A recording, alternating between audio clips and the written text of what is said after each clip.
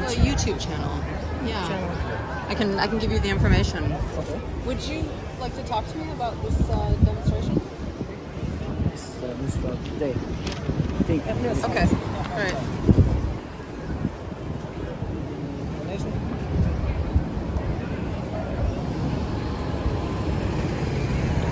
Sorry about the little paper. It's called NYC for Yourself. Look at it on YouTube. I'm actually live right now. Really? I'm live. I have a live stream. Yeah. Would you like to talk on camera about what this protest is? Okay. Thank you. So, why has everyone come out today?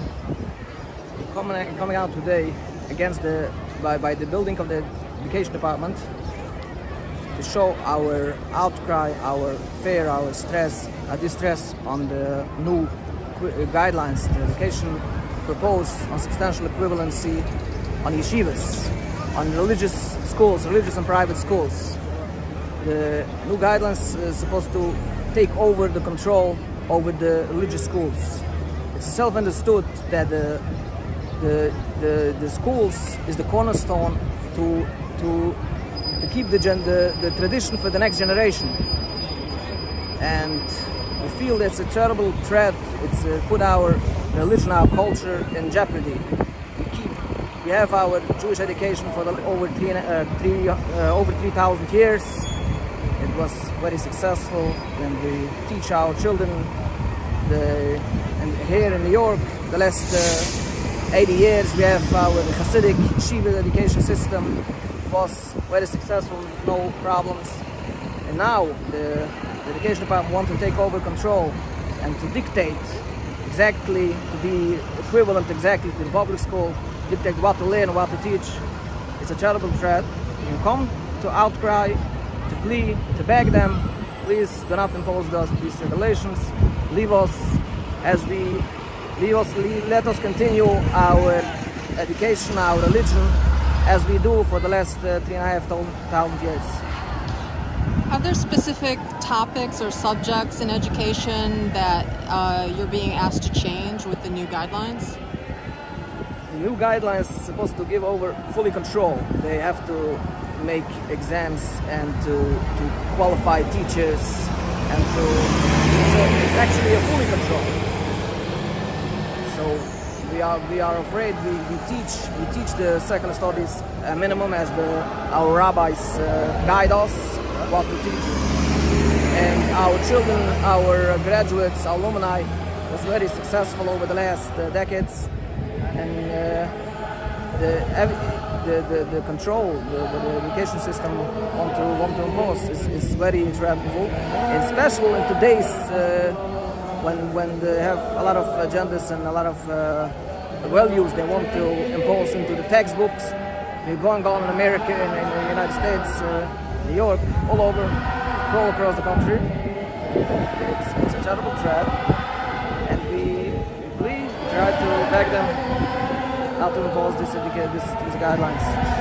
Would you be required to use textbooks provided by the New York educational system instead of your own texts? Yes, it's a lot of things. We required a lot of subjects to teach what you don't teach in the past. New subjects, not necessary subjects, just to be equivalent to the public school. It's a war on culture, to change our culture, to eradicate the whole culture of authentic Judaism, of Jews for thousands of years. And where have this is a very large crowd you have here. Where has everyone come from today to the Capitol? It is from several places in New York, from Brooklyn, from Rockland County, from Orange County, and Westchester County, a lot of counties. We have in New York yeshivas like 140,000 children in yeshivas, and we come from all over to the children. Is there anything that you would like, or you think the crowd here would like New Yorkers who are not Jews to know about this issue? I believe every New Yorker understands that New York is stand for multiculturalism. It was a home for immigrants, and for every culture to be accepted and not to impose, not to force everybody to be same thing. And we ask everyone who can, everyone have to have an opportunity to reach out our message, to spread a message, and it's self-understood. Like I would say an example, when Hitler, Nazi Germany, take over the control over Germany, the first thing he take over the schools, the Hitler Jugend. It's because he wanted to take over the nation, the whole nation. He take the youth. Same thing was the communist. There was a motto from Lenin: "Give me the textbooks, and then I have the whole nation." Just give me the children, and then I have it for the next generation done. That's the history. So the same thing. Everybody understood that we need to keep, we want to keep our culture, our tradition, our religion. But the next generation is the schools have to be pure, have to be like it was for the last decade, for the last thousands of years. So we ask everybody to do what they can to spread the message and to bring it to mind to the people in charge, politicians, and to education department. Okay, is there anything else you'd like to add? I want to thank you for taking my message, for being here. I hope we'll be grateful. With God's help, the message will be spread, and then the thread will be gone. Okay, well, you have the channel name, and this is live on YouTube now, so. Yes, you give me the channel name already? NYC for yourself. Yes, I have. Okay. Right. Okay, thank you very much for talking with me. Thank you for interviewing. Thank you.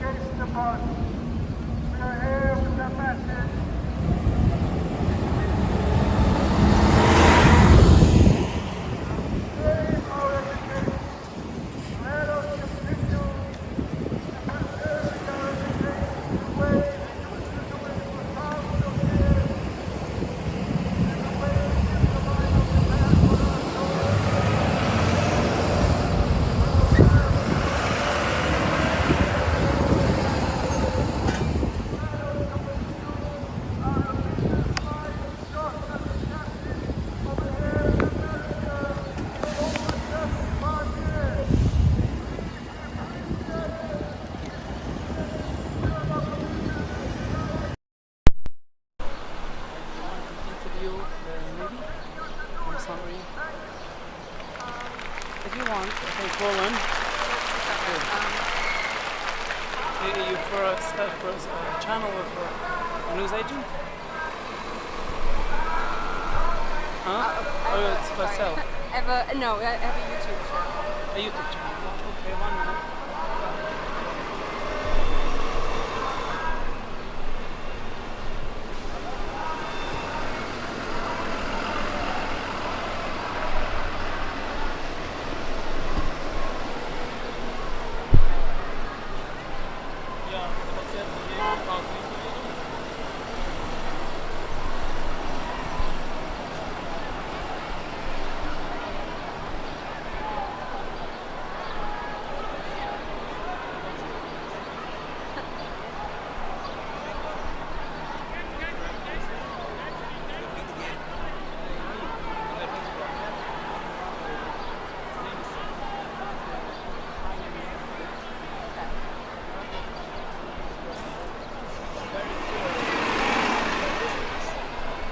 I have a couple people listening right now. It's live.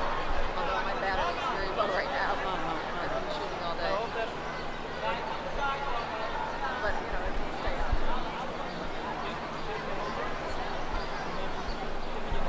I can give you my...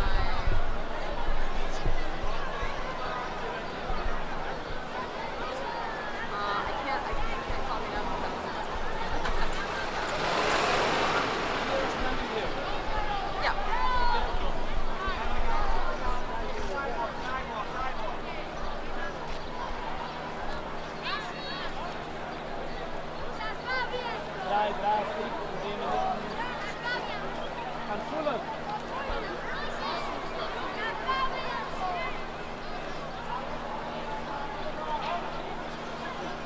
It's Robert. Yes, from where are you?